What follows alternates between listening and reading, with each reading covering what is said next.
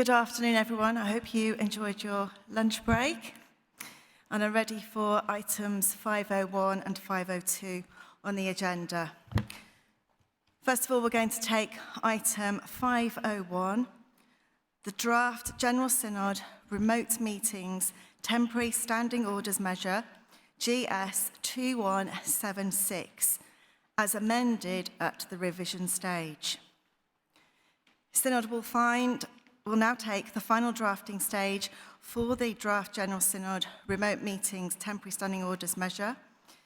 Members will need the draft measure GS 2176A and the report of the Steering Committee GS 2176Y, which hopefully members have already found on their seats. So I call upon Mr. Geoffrey Tattersall, Chair of the Steering Committee, to move item 501, that the Synod do take note of this report. You have up to 10 minutes. Thank you.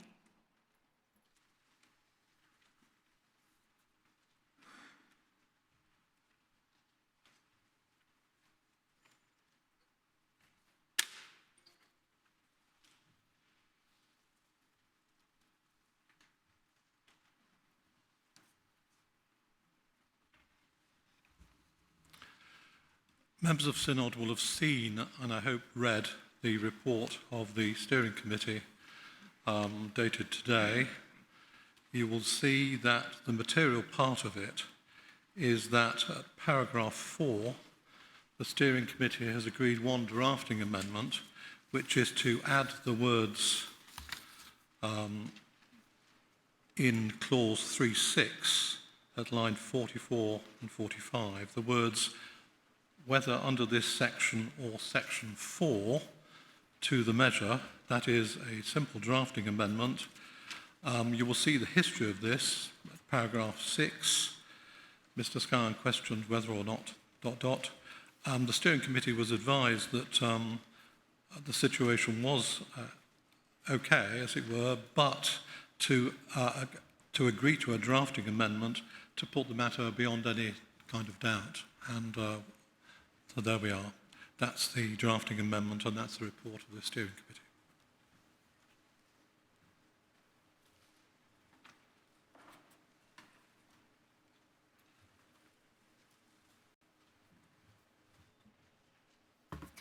Thank you. Item 501 is now open for debate. You have up to 5 minutes. Okay. I see no one indicating that they wish to speak, so I call upon Geoffrey Tattersall to make any further comment. Right. Well, that's great then, isn't it? So I put item 501 already to the vote. Those in favour, please show. Thank you. Those against, please show. Item 501 is clearly carried. That means we can now move to item 502 on the agenda. So I call upon Mr. Geoffrey. I need to, hold on, bear with me a minute. Yes, I do call upon Mr. Geoffrey Tattersall, Chair of the Steering Committee, to move item 502, that the measure entitled General Synod Remote Meetings Temporary Standing Orders Measure be finally approved. And as you know, Geoffrey, you have up to 10 minutes. Thank you.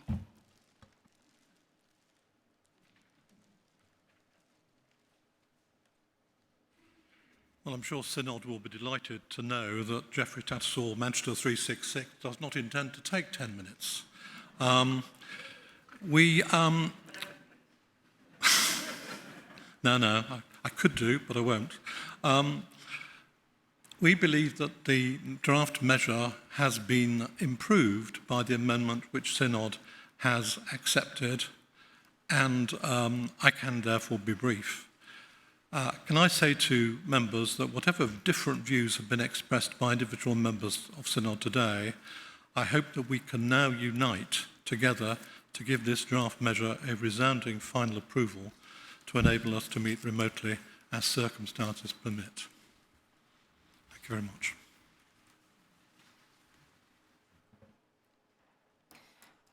I'd like to remind members at this stage that motions for the closure, the speech limit, or move to next business are not in order in this debate. Item 502 is now open for debate. Yes, please. Sorry, I'm not quite sure what your name is. Thank you.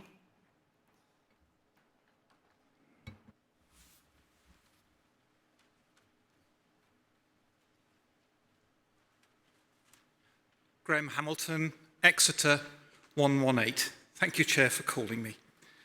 Firstly, I'd like to thank the members of General Synod staff and the Steering Committee for a well-organised and expeditious session. I came here today to support a measure that I believe is vital for the legal and financial operation of the Church at this time, and I'm glad that we have reached this point. I don't think I've got a tender conscience, but I am conscious of the limitations of virtual meetings. From daily practice at Zoom prayers, through services, PCCs, Deanery Synod, and of course our General Synod earlier this year. I am convinced that Zoom and its equivalents, though very useful, are not a good place or a way for passionate or complicated debate. It is too easy, if not to be gagged, then to be muted by oneself or others. And so I am glad that Article 7 business is not being included, and I accept the result about the sunset clause. I'm particularly grateful for paper 1252, the advice that came with our initial papers, and I hope that the Business Committee will act with great restraint in the business they choose to bring before a remote synod. At a time when parishes are struggling to do the simplest things, to restore services, to restart groups for young and old, to support the needy and serve their community, I am grateful that this synod has spared us from further argument and I hope not too many new initiatives.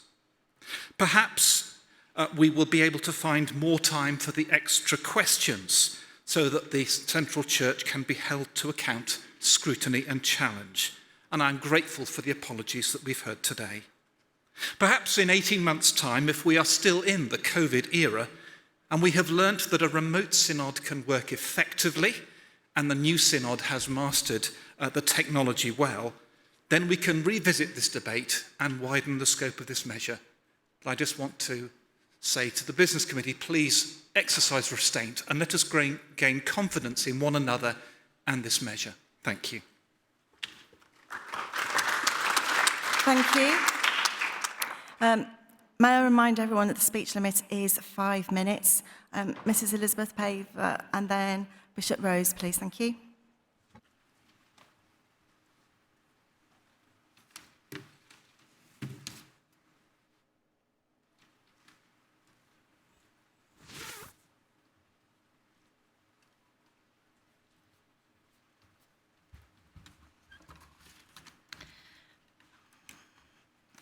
Elizabeth Paver, Sheffield 407. Madam Chairman, can I add my thanks to all those that have brought this business to us, both staff and all those members who have worked so hard for this. But I just wanted to address a couple of remarks to those that are not able to be with us today. We are actually a privileged few here in Synod today who have been able to meet together, we have been able to debate, and we have been able to come to a mind. And I'm really grateful that we've come to this mind, that we can go forward now and meet in many different forms. But I just wanted to say to those that have followed us or will be following what has happened here today and are just members of this synod as we are, that we are thinking of them, we are praying for them, and we do hope that in future the Business Committee will make every effort to be we can be an inclusive synod, so that no one feels that they can't be here by one means or another, whether that's physically or virtually. They would just like us here, if I may, Madam Chairman, just to say, can we show our appreciation for those brothers and sisters in Christ who have foregone the opportunity to be here so that we can be here and try to move forward on their behalf. Thank you.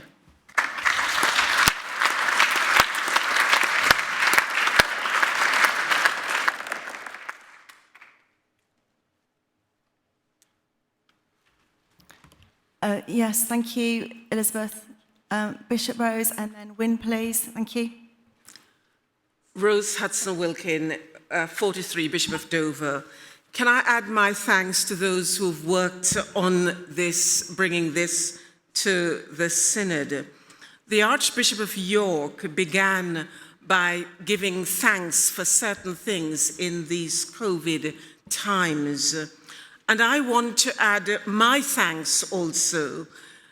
When I worked in Hackney, a wise old nun said to me, "Rose, this is your reality. Deal with it." This is our reality.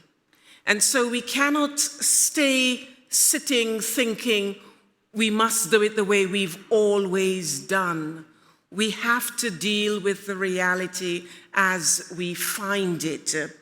And I want to echo a word that was said earlier, and that word is trust. That word is trust.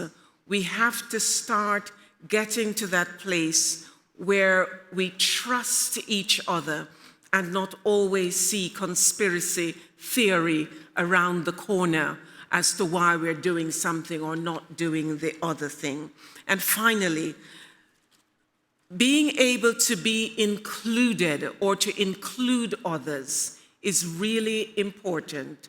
So I hope and pray that together we will use this opportunity to meet virtually when we do, to ensure that we continue in God's work. This is not just us saying we are dealing with finance and legal matters.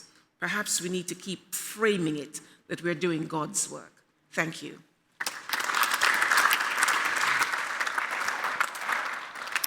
After Wyn, the gentleman over there, please. Thank you.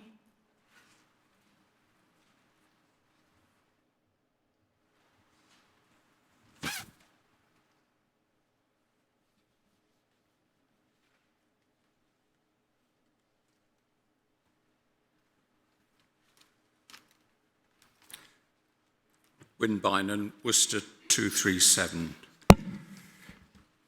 18 months' time. We might still be in the pandemic, there might be a second one. International security. Did you know that last week the biggest paratroop exercise in decades happened when we dropped 250 paratroopers into the Ukraine? Wonder why. Last week, three lots of Russian aircraft intruded into NATO airspace. That's the most in a week. 20 years ago, they weren't doing it at all. I wonder why. Civic society breakdown over lockdown. You can start to see the thing creaking.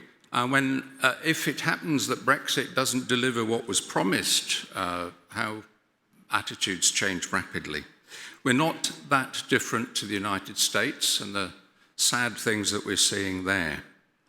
This is the reality of our nation, and we need to be getting on with being God's people out there and including more people. So what we're doing today, I thought this was just going to be boring legislative stuff. This is absolutely vital that we move on, that we actually become a new kind of church, that we recreate, that we break ourselves down, allow God to break us down and then recreate us. Let's get the theology right here.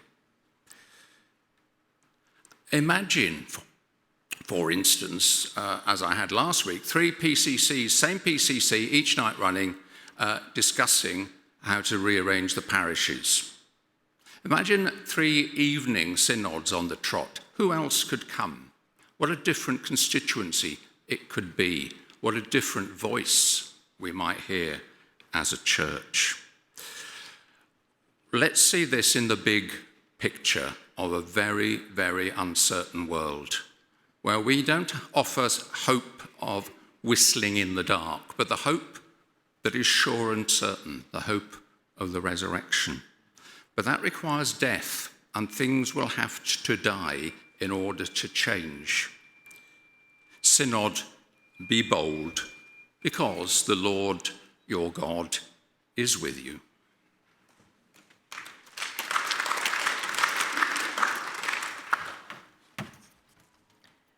Thank you. After the gentleman over to my left, Simon Fisher, please. Thank you. Mark Lucas, Peterborough 193. Thank you for calling me chair. I want to begin just by saying I absolutely love tech. I'm a bit of a tech nerd. I love computers. And before I was ordained, I spent 10 years working in the computer industry. That was in the dark ages when the IBM PC had just been invented. And I was there at that time, and an exciting time it was too. And over 25 years of ministry, I've used computers at every possible opportunity. I've built computers, computerized other people, and you name it, I've done it with computers. There is no doubt that we need to enter the 21st century, and it seems that we're taking a step to do that. But I would just want to stand here and urge caution in the enthusiasm with which that step is taken. Everybody who uses technology needs to be cognizant of the fact that it is not secure. Whatever we may believe, whatever we may be told, if big business and the big banks can't make it secure, and they constantly have data breaches, then, if I may be so bold as to say, what hope the Church of England? Security is a major issue. Be aware of it. And can I just say we need to be careful not to say or do anything online that we wouldn't do in public. The second thing to say is that there are far more opportunities for misunderstanding in online conferencing than there are when we meet people in reality. Now, we all know that, and there are all kinds of reasons for that. Partly, we can't see people's body language. We can't respond to those kind of little hints that we get in direct conversation. But also on a technical level, the compression of a data stream cuts out certain nuances of speech that we lose. And you will know that from having telephone conversations with people. You can lose a whole section of what's going on in a conversation because of what's actually missing. We also need to be aware, as has already been mentioned, that the internet is not uniformly good in this country. We hope it will be one day, but it isn't there yet. For those of us that live in large centres of population, the internet is great, and I'm privileged to have a fantastic internet connection. But I know, for example, that where my parents live in rural Oxfordshire, they only got superfast broadband last year. It's only just been put in, and I know that some of you here may not have it at all yet. And that is a requirement for proper access to online conferencing. So I want to say, yes, I'm really pleased by this step. It's a great thing and a great move and a step forward for the Church of England. But we must be cautious for all those reasons I've outlined. We need to be careful and do it properly and wisely. Thank you. Thank you, Mark, and I apologise for not recognising you straight away. So after Simon Fisher, Simon, please, Heathfield, thank you. Simon Fisher, Liverpool 155. I was not looking forward to coming today. I was not looking forward to the inevitable restrictions that we're under. Everyone loves the tea room, but it's not the same this year. I was not looking forward to the fact that so many people are unavoidably absent. And I was not looking forward to it because I thought we would take the opportunity to bite and tear at one another, that levels of grumpiness would be high. We often do bite and tear at each other with these internal matters, and levels of grumpiness are high in the church and outside it. But I don't think we have bitten and torn at one another. I think we've done well today. Credit to the steering committee and to Geoffrey Tattersall for bringing forward a measure in a consensual spirit and for doing the work of drafting and of negotiation with those who wish to put amendments so that it's been brought forward so that what is needed to be done is being done, I hope. but with a tenderness towards those of tender conscience and nervousness, such as myself. I think this has been done in that spirit, and I think the way that people have spoken in this synod has also been in that spirit. And that's going to be a necessary spirit going forward, particularly when we meet online, with all the lack of nuance and issues that the last speaker raised. So I think we need to work in this way. I think we've proven that we can work in this way. I want to highlight one particular thing, which was really helpful from the steering committee, and that was the publication in advance of the amendments and the steering committee's response to them.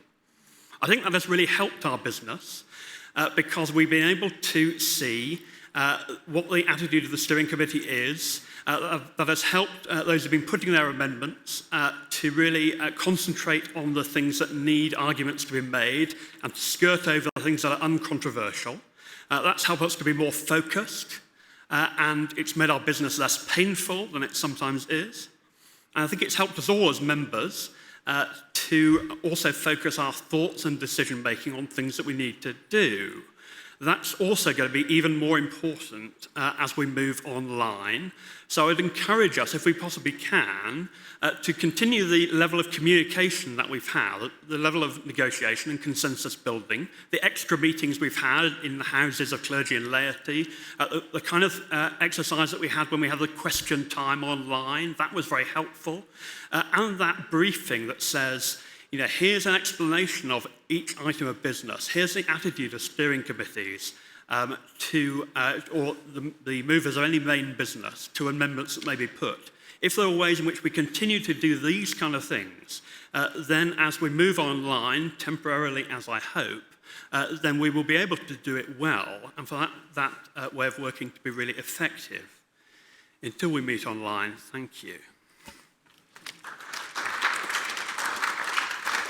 Thank you. After Simon Heathfield, Adrian Greenwood, please. Thank you.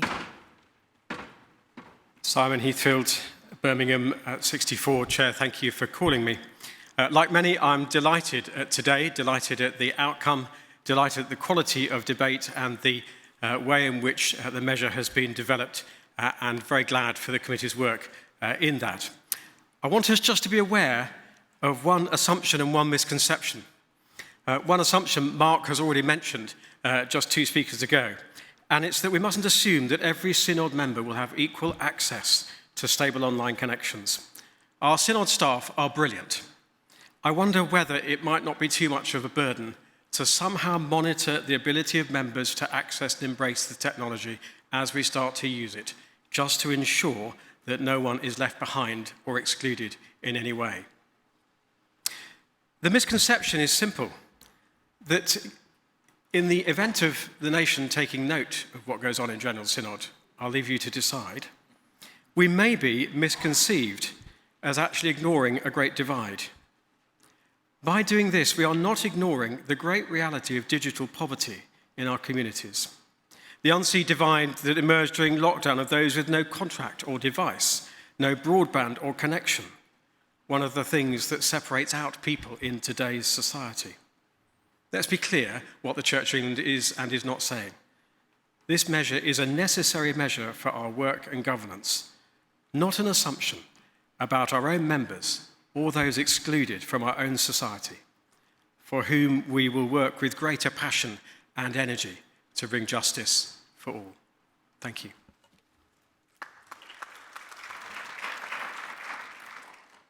Thank you. After Adrian, the gentleman there, please. Thank you. Adrian Greenwood, Southwark 411. In my youth, I used to chair old-time music halls.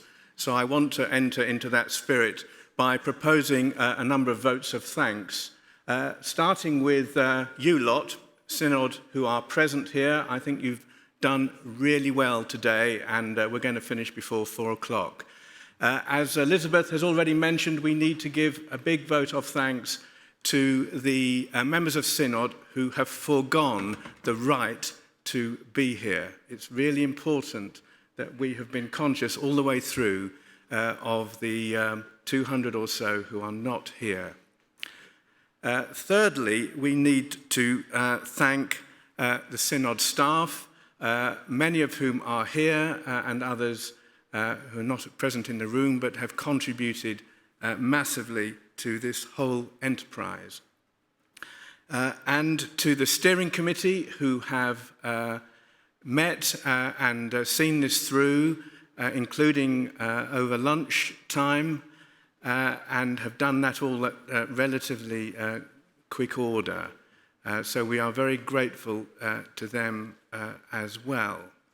But last but not least, I think we should give a massive round of applause, if not invite him to take a bow, to the chair of the steering committee, the one and only Mr. Geoffrey Tattersall.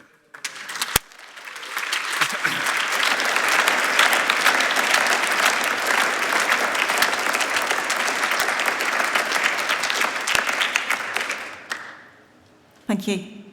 Andrew Lightbown, Oxford 185. I hate technology. I absolutely loathe it and have done since I was first made to sit in front of a computer and it said syntax error.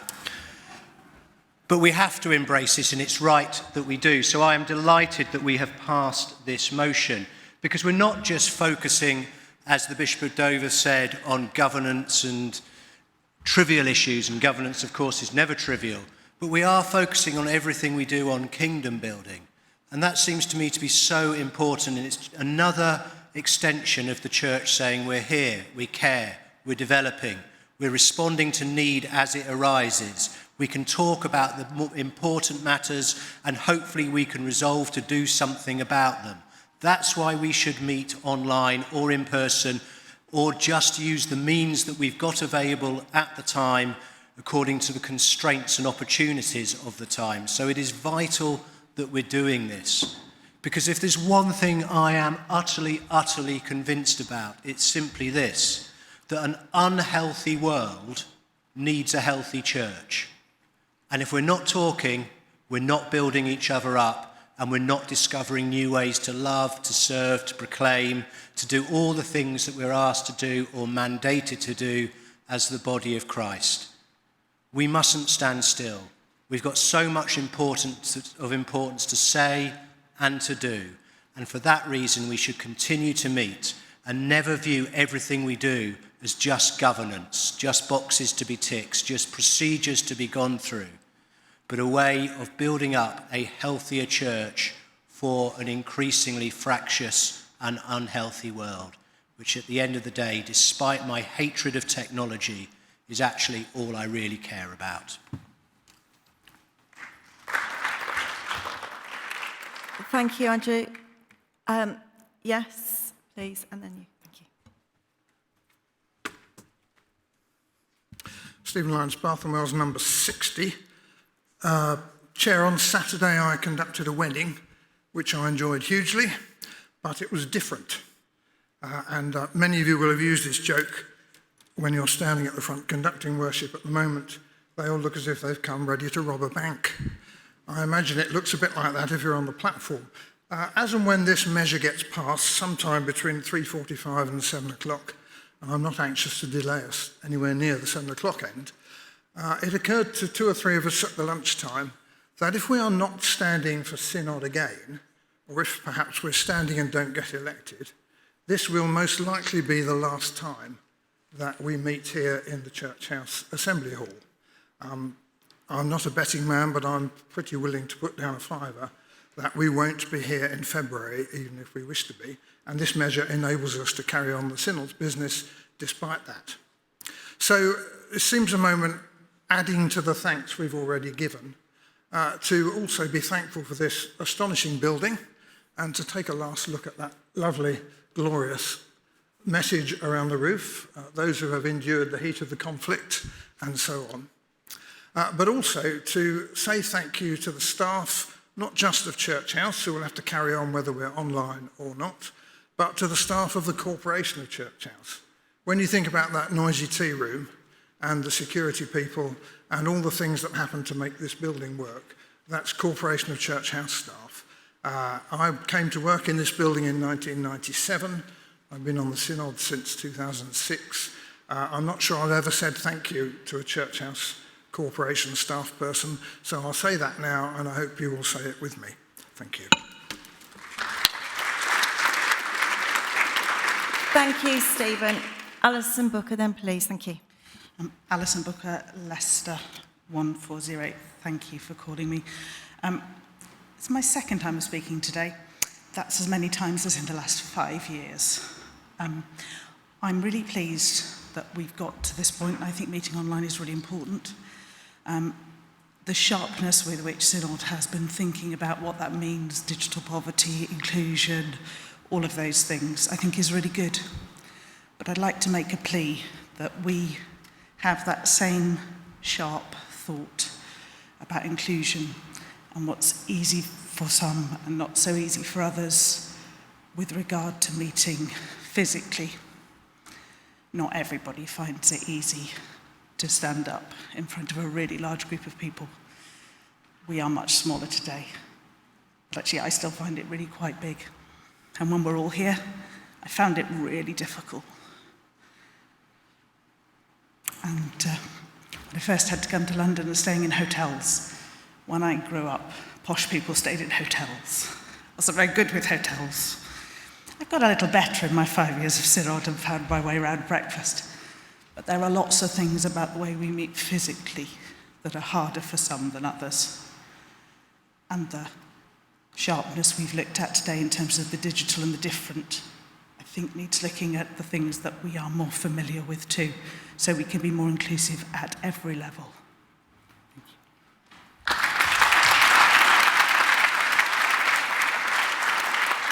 Thank you, Alison. Jamie Harrison, please, as Chair of the House of Laity.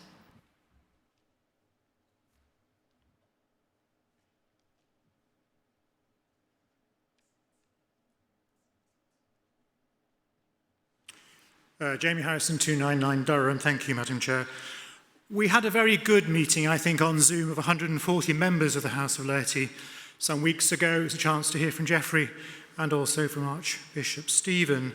And in that meeting, I said that I would be very keen for those who could not be here to share some ideas, and Liz and I would attempt in different ways to maybe pass on comments we hadn't already heard from a very full and helpful conversation. And I'll try to be brief because I know we all want to move on.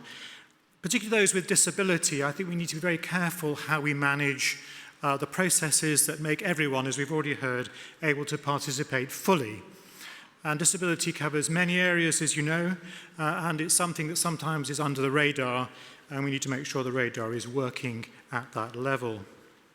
It's been very good to have conversations, for instance, with Sam Margrave from Coventry, who has been very attentive and very much wanted to come today, but for perfectly sensible reasons, felt unable to, which is a sadness to me, as he's obviously been an interesting and helpful member of the Synod, often challenging us in different ways, and that challenge needs to continue under the new system, whatever it is.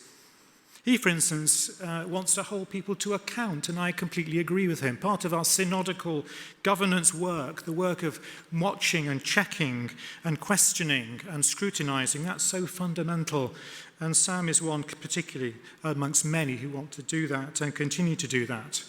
We've heard of the difficulties of equipment. Is the right equipment in the house or home for the person needing to use it? We have our deaf Anglican friends. How can they be fully involved? And so on. So I want to say thank you to those, again, who have given information into the House, who've been helpful in their conversations with us, and have given us the sort of steer that I think has been evident today. Yes, to pass this remote working is essential. I think we've come to a good mind today, but that mind needs to keep thinking into the future, to open up to a wider constituency of members as we come, hopefully next summer, to the end of this synod, with a chance to elect a new synod in the autumn. So thank you again for those who participated, particularly those who've been at home participating. Looking forward to what the future holds. Thank you.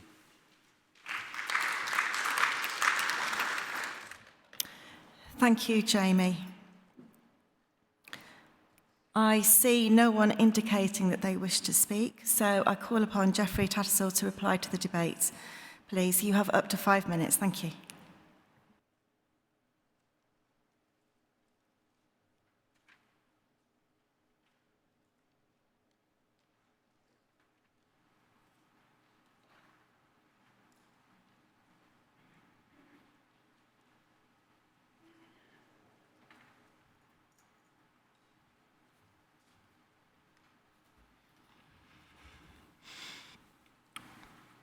Geoffrey Tattersall mentioned the 366. Well, what a thoughtful debate. And what a lot of interesting points being made.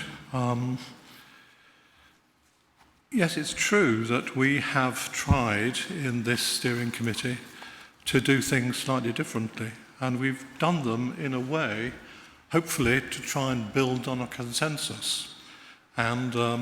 And maybe there is something to be learned from the way we've done it. I'm not suggesting we should or shouldn't, but maybe there's something to look at.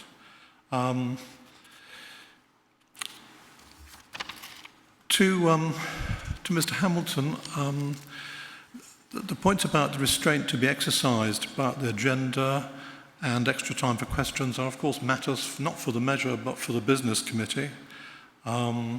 I agree with Liz Paver that we are the privileged few, and we should remember those who weren't here and who elected to stay at home and so forth. I agree also with the Bishop of Dover that we have to try and work out different ways of working things through, and we have to start trusting each other. I mean, one of the things which has impressed me is that actually, although we might come from all this in a different way,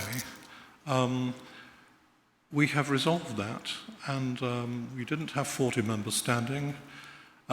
Largely, I think, because we all want to see this through. It's absolutely vital, as Mr. Beynon said, that we get this through. And some of the matters raised by Mr. Lucas are matters for the business committee, I accept. And so, yes, there we are.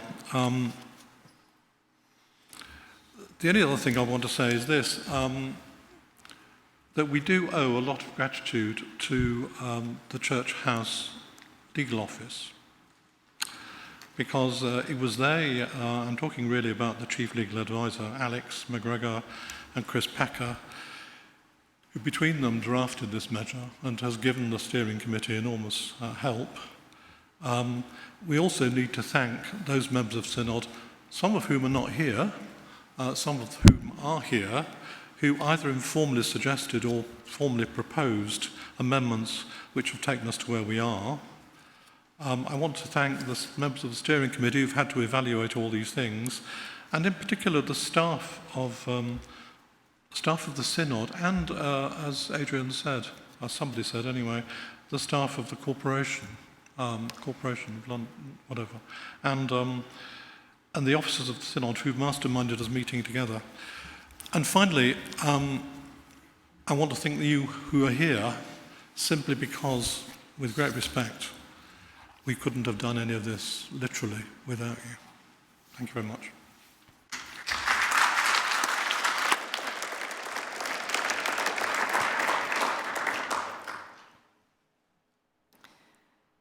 So, the question is that the measure entitled General Synod Remote Meetings Temporary Standing Orders measure be finally approved. Therefore, in accordance with Standing Order 37, I order a counted vote by houses. Please remember that in order for your vote to be registered, you need to make sure that you're using the voting card which you were given today. Thank you.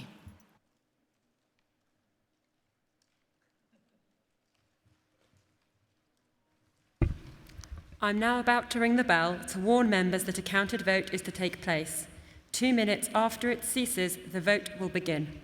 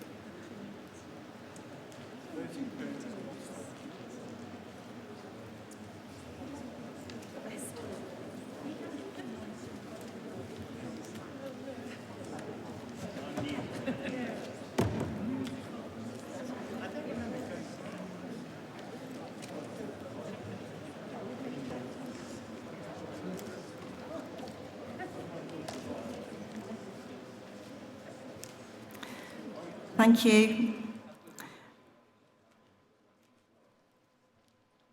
This is a counted vote by houses. Those in favour should press 1, those against should press 2, and those who wish to record an abstention should press 3.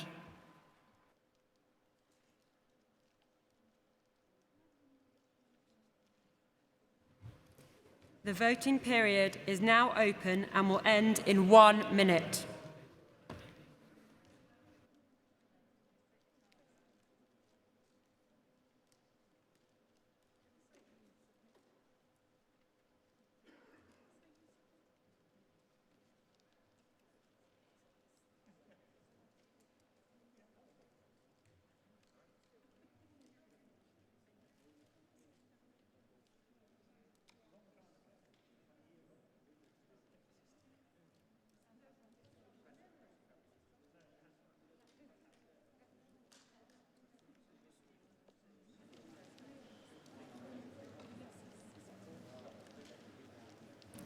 The voting period will end in 15 seconds.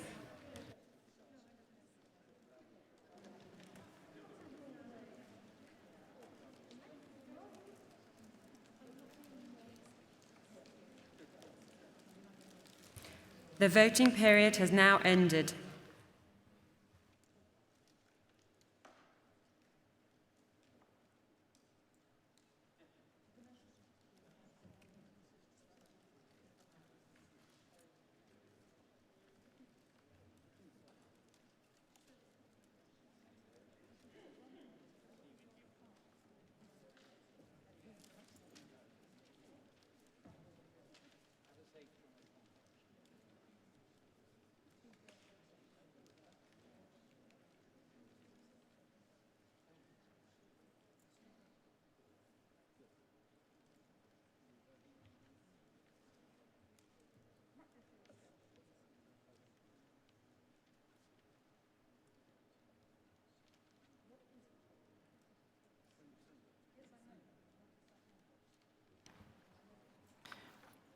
Thank you.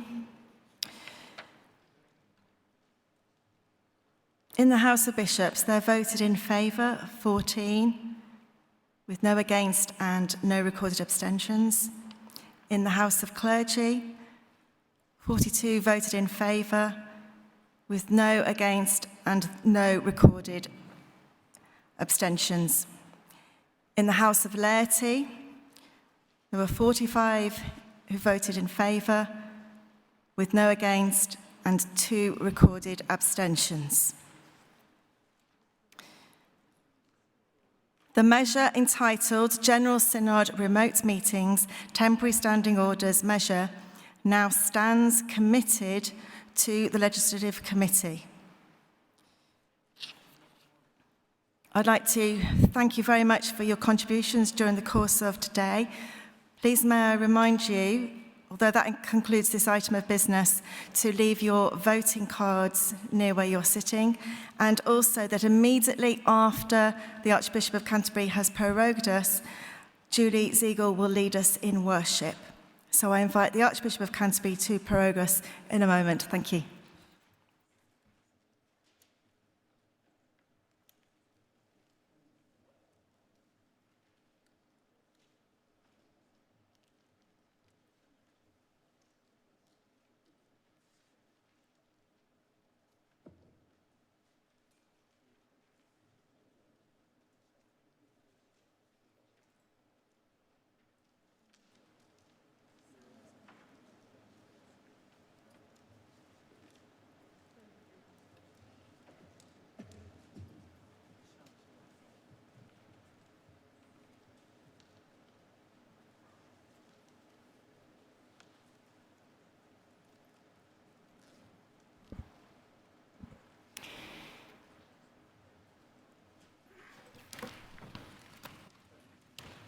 new glasses, I can't read it.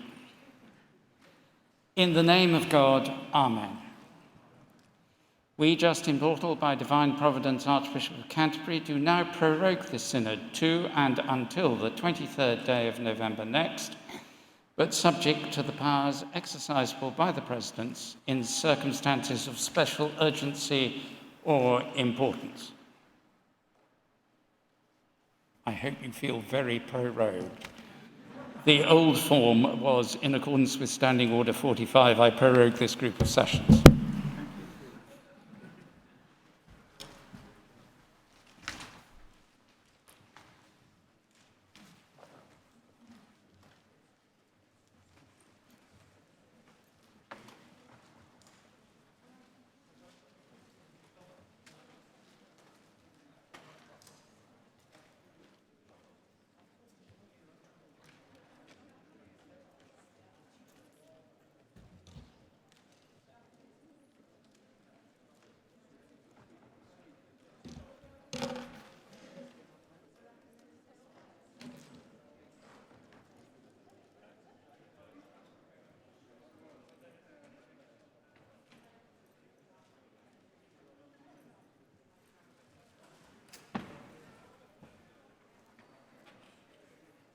Good afternoon, Synod. Right, I have the microphone.